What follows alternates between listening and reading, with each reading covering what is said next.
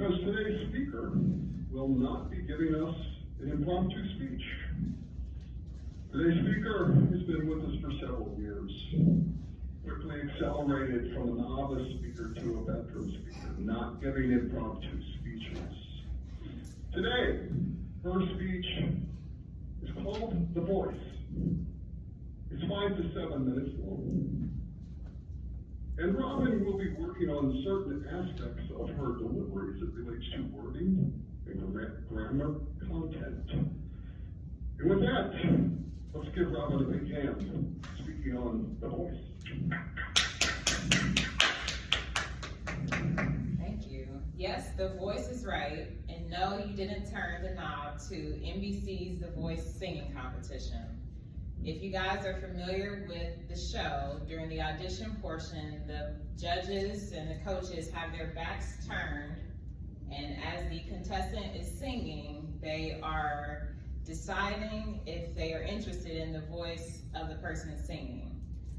I'm not a fan of the show. I just thought the voice and the inner voice concept related to what I wanted to speak about today, and that's why I chose that.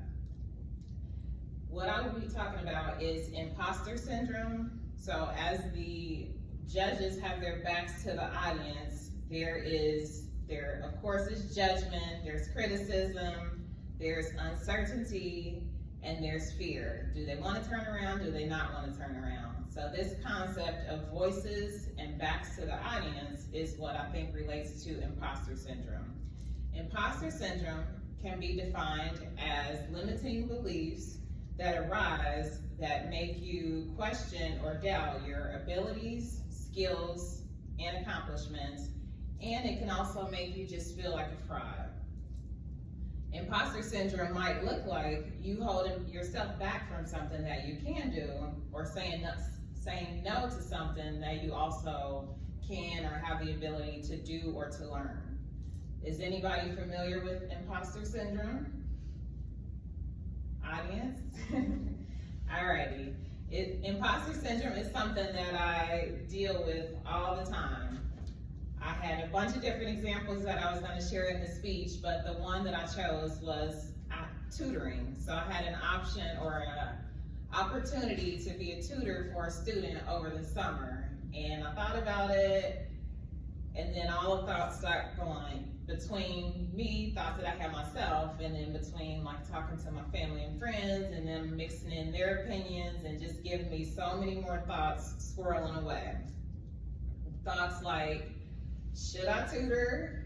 I'm not a licensed teacher, I don't know everything, am I qualified? And then family members saying there's a new math they teach now, and do you know that? And I'm like, of course I don't know new math, I haven't been in elementary school for 25 years.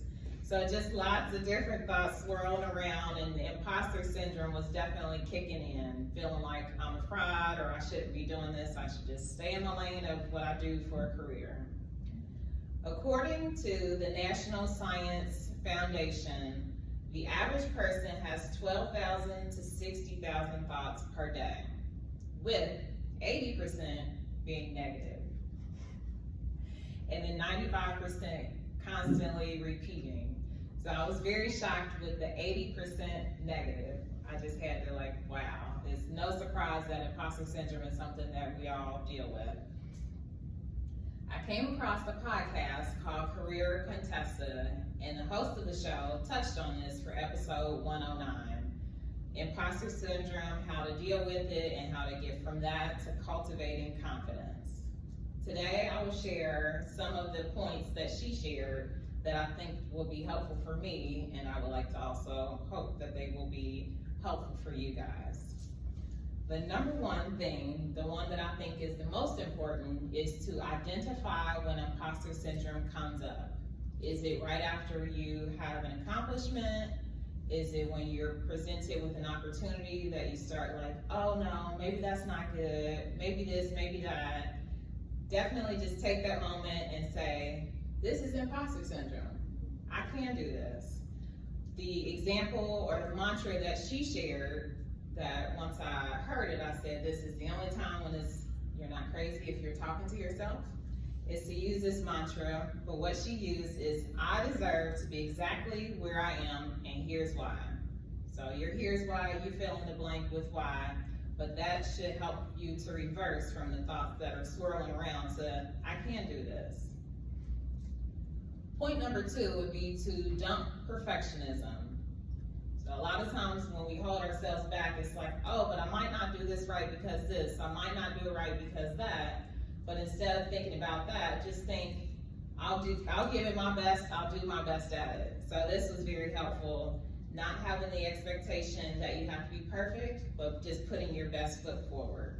Her example that she used was, if you're at work and you're giving a presentation, instead of worrying about the one time you messed up, just realize overall it was good. It was not perfect, we are not perfect people. So that's the perfectionism idea. The third point that I would like to share is to build your own support team. This can be really good because it gets you out of your head, you get some other people that you can bounce ideas off of, and even they can give you the kick in the butt or pat on the shoulder that you might need. And I think the biggest part to this is to actually listen and believe your support team when they say it. Just before we came into the meeting, I'm talking to Ben about a new idea, and he just became on my support team, giving me advice and different things. So I think that helps to get you out of your, oh no, I can't do it, I'll just wait until later. And he's like, nope, take action, I'll send you something. So that becomes the support team. So that was a real life impromptu addition to my speech. Thanks, Ben. So in final, I will go through all the points again. So the first one is to identify when the imposter syndrome is setting in and counter it. So you can make up your own mantra, or you can use the one that I shared here. Point 2 is to dump perfectionism. Just let it go. And the third is to build your own support team. Who are your people? Who's in your corner? Or even who do you admire and you want to add them to yours? So hopefully you guys have some ideas when the chair is turned to your back and imposter syndrome is setting in, thoughts are swirling. You can use one of these points that I shared today to get you all turned around and into the path that you're capable and able to be on. Thank you. All right. Thank you. Yeah. Thank you, Robin. And we have 1 minute for Robin's evaluator.